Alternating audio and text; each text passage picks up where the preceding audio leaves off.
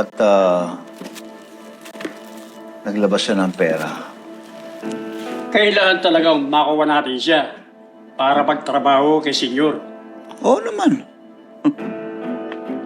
Hindi naman natin pwedeng basta hayaan na si Tanggol na gawin kung anong gusto niya.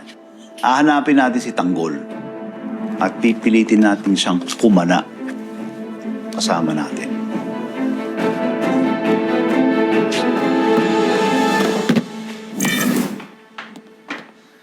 Boss B, No, dito na si Tanggol. Tanggol. Boss, bakit to? Maupo ka.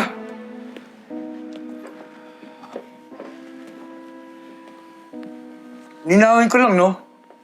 Hindi ba kayo takas ni Bubbles? Ay, hindi ho, boss. Si Bubbles po, nabigyan po yun ng parol eh.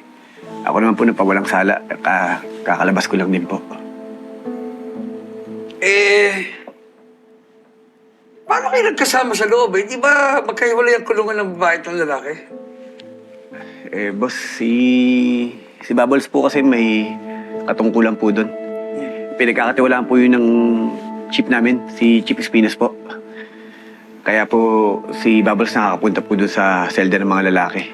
Saka nagbabantay din po siya doon ng tindahan. Doon po kami naging magkakilala. Tapos pag may inutos po sa amin yung opisyalis namin, nagkakasama po kami. Hindi ba naging kayo? O baka lang ang naliligaw ka?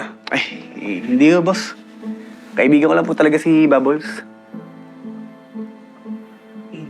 Naliligaw ko lang. Sigurado ka, ha? Hindi, ang ganda-ganda mo. Mukha kang yaman